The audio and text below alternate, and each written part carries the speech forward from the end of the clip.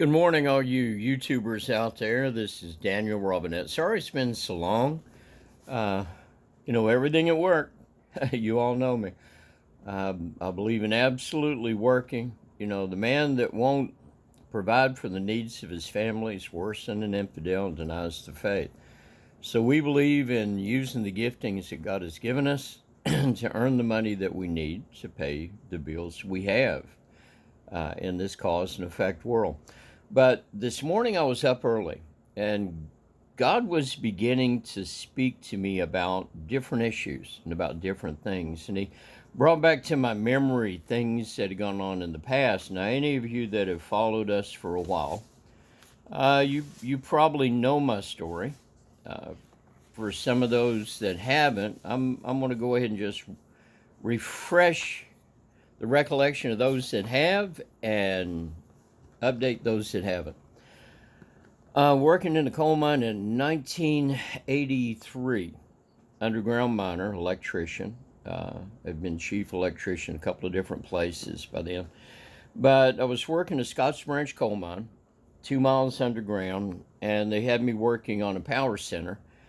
The power center brought in 7,200 volts, dropped it down to 4,160, then dropped that down to 600 volts, all the way down to 110 for use on the equipment on the section. Well, evidently an oil switch at the back of it, 3 phases, one of the 3 stuck. And when I popped the cap, it should have tripped the main, make sure no power on it. But I popped the top of the power center. It's about the size of 2 king-size beds end to end. So I had to get in on the ground fault circuit for it. So I reached over and I flashed it to ground. And no spark came. There was no flash. So I'm working on it, and I thought, okay, well, it didn't hold the capacitive charge to get rid of that static. So when I was working on it, I reached over into it, and the roof was maybe a foot over the power center. And the power center is about a little over waist high. So I'm crunched down in this place, and I reach over to get that, what we call an ice cubes, a little relay, powder balloon fill, that had shaken loose on one of the ground fault units. And when I did, I slipped. And, it was one of those grace moments. So I slipped. One hand went in a mud puddle that was there, and the other hand wrapped around the phase bar inside of the power center, which is about 2.5 inches wide by 1/2 inch thick. Just holding a lot of power. So it hit me across the chest. It was instantaneous, lights out. I knew nothing. It threw me about 15 feet, 20 feet, slammed me into the side of the coal mine, split my hard hat down the middle, and it was lights out. Well, I left my body. And when I left my body, I looked back and I left. And it wasn't hanging around, checking out everything, looking here and looking there. I looked back and I left. It was like suction.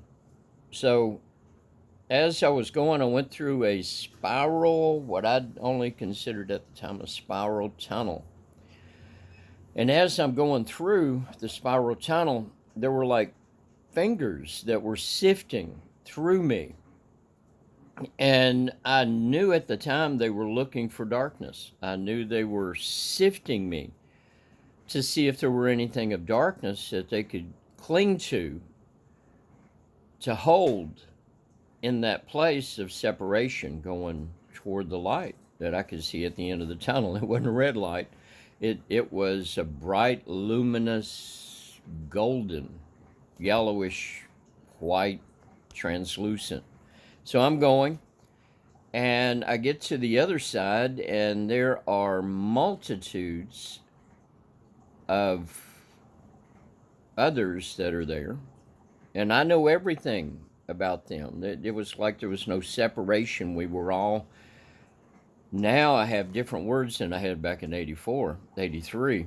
Now I can tell you it was the sympathetic resonance that each one of us were attuned to a same frequency band, like a radio, that we all knew each other, we all knew each other's thoughts, but it wasn't just a knowing.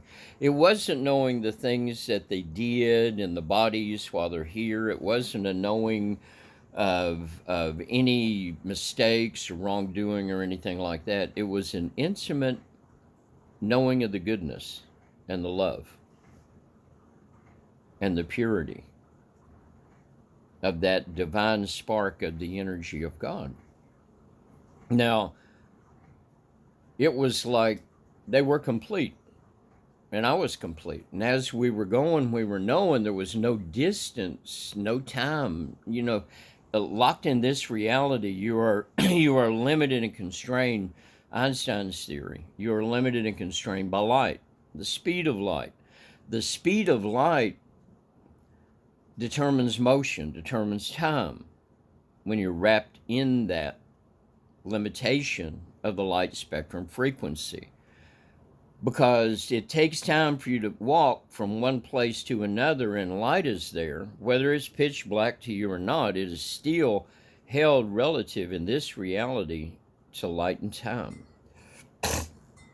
in that ratio. So as I was going, there was no distance, but it was like an instant wherever my mind focused. My intelligence, my understanding, my persona, who I am, could be instantly there. So I was flowing by choice, coming closer to the different things, and I could see a light ahead of me. It wasn't far, it wasn't close. It was just I was moving toward, right along with everybody else. But there was all these others that were outside of that light that had the same light, but only not as bright, that were watching us and moving toward us. So as I came, my mother stood in front of me, and if you all know the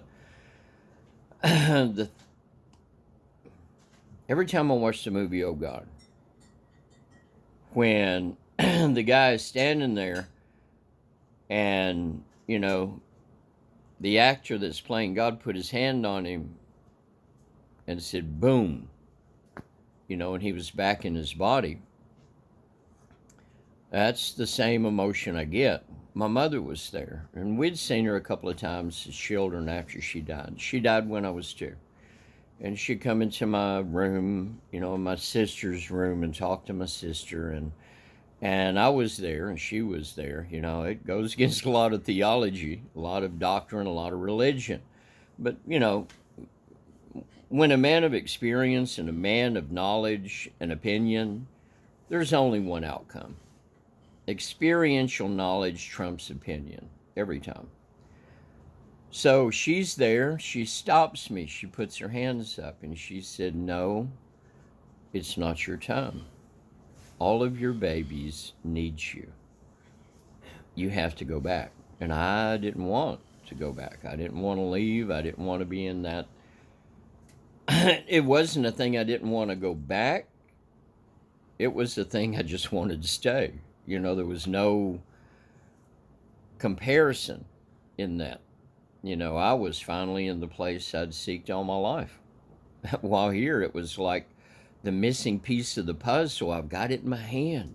I'm here. Why in the world would I want to go back to the thing of lack and separation when I'm here in a place where I know everybody? Everybody knows me. There's no issues. She put her hands on my chest, and it was an instant. I'm back in my body, and the man was feeding on my chest. And he's an airborne ranger, and he brought me back. They said they didn't know how long I'd been there. They heard a scream, and then it was like 10 minutes before they got to me.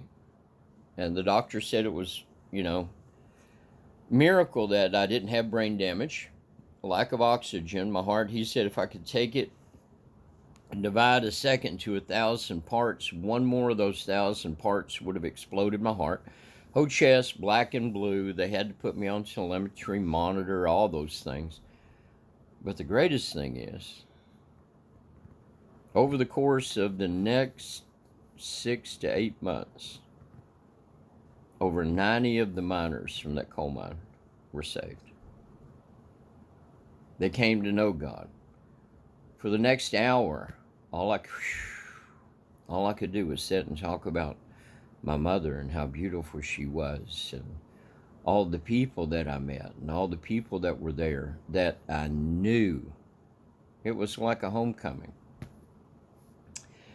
But anyway, since then, I've been on a quest to find out what were those fingers. What were they looking for? Well, there was a great mathematician, is a great mathematician, and he'll always be throughout time, called Planck. Planck's theorem is that when you go down to the smallest quadrant of reality, you get to a place that's 6 millimeter to the 10 minus 33rd power. You get to a place of total wormhole. You get to a place where it is a wormhole sucking in from this reality that holds all negative on one side,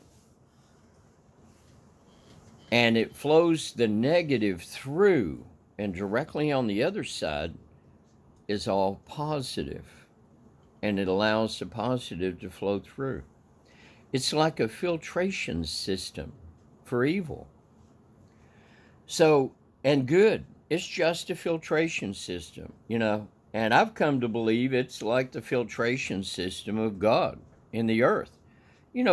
God had the tree of the knowledge of good and evil in Eden. How do you think God knew the good and the evil? Why would he create human beings and have us go through a place where we actually filter out by choice to associate with evil and become evil within ourselves, or to have nothing to do with evil and separate ourselves from evil and only go to the light? See, that's the simplest pattern, the simplest matrix that you can follow day by day by day in your life to live the life that will pass you through Planck's filter into the home that you've always knew was yours, and it's always been right there at the back of your mind. See, humanity, and it's based on science, humanity goes through 7 distinct levels of solidification of that frequency to derive a physical body here that we see. But this body changes. Do you know each and every cell in your body is replaced every 3 months? They say even the very bones inside of you are all replaced within 6 months. You can actually say, I'm not the person I was a year ago. And you physically are not. But the soul that is guiding this body and guiding this brain, you're a condensation of frequency and sympathetic resonance energy. And as you associate with others, you solidify body by body, coming into the fullness of this body. So as you associate with evil and you do the evil, simply by association, because they filter those 7 solidifications coming down into you. And if it's darkness that you're ingraining by the association of those who choose to take you down a path so that they have company in that Planck's negative theorem of wormhole solidification on this side, that's where you will go. You are a compilation of the best 5 friends that you have around you. The vast majority of my friends are the writers of books and people of history. They're my friends. Most of the people that I associate with are associations. They do not come within that inner circle of who I am because they cannot live in my world. They can't have in their life even the possibility of a particle becoming a wave of healing where you you bulge 10 discs in your back and you herniate 5, you knock one back in 6 centimeters. You have short-term, long-term memory loss. You can't even remember what you said yesterday, but God heals you. They can't live in that world. 99% of the people that you all meet, brother and sister, cannot occupy the reality that you have and you know that you can walk in. It's called chaos theory. Chaos theory, each and everything in creation is chaos beyond our limited ability to create a finite from that infinite possibility. And therein lies the necessity of God in your life, because He can bring all the chaos into your reality and perfect your life. But you've got a part to play in this. You know, you can call yourself a Christian. You can sit and you're just like you can sit in your garage and you can say, I'm a Porsche, I'm a Porsche, I'm a Porsche, I'm a Porsche. It doesn't make you a Porsche. It is the 7 solidifications that you go through to create this thing called a finite human body. And you decide by your associations who you allow in your life, whether you're going to jump a timeline, and I say that just for ease, whether you're actually going to walk into a life that all of a sudden starts flowing with milk and honey in the promise, or whether you're going to revert back a timeline because of your associations. We have literally seen both. We've seen people based upon their decision not to do evil, not to be associated with the evil. We've seen them jump into a lifestyle and a life that is just blessed beyond belief. And then on the other hand, we have seen those even close to us that have, because they decided to go back into those evil associations. You know, in the Bible, the last chapter, the book of Revelations, it goes into some things. You know, you go a couple of chapters before, and death, hell, and the grave, and all those who are whoremongers, who are liars, who are, let me back up, whoremongers who covet their neighbor's wife or their neighbor's land, who are witches, who are warlocks, who are homosexuals, who do all these things, all the things against the Bible. And I've got nothing against homosexuals. I've got nothing against people that want to be whoremongers, people that want to be adulterers, people that want to be murderers, people that choose to be rapists, people that choose to make food of their neighbors. That's them. And they'll receive the reward when they go through Planck's theorem. All the evil that they are will stay. But that glimmer that is God will continue through. But the problem is, that glimmer of God that continues through is not the solidification of you. So by their choice, and by your choice today, and what you allow in your life, and what evil draws you into, determines your outcome, determines your life, determines everything in your life. Whether you're going to, by faith, step into those things, or by the darkness, stay in these things, and even go deeper. So I just wanted to share that with you, because when you go to the book of Revelations, it says death, hell, and the grave. And all those that have these attributes, 6 attributes that are breaking you've got 12 commandments of God that were given. Love God with all your heart, mind, body, soul. Love your neighbor as you love yourself. Thou shalt not steal. Thou shalt not covet. You shall not make any graven image. Honor the Sabbath. Keep it holy. And as a caveat, yeah, that's the lunar Sabbath. He gave us the moon for our Sabbaths and our feasts. That's pretty plain. But all those were cast into hell off the earth and are no more.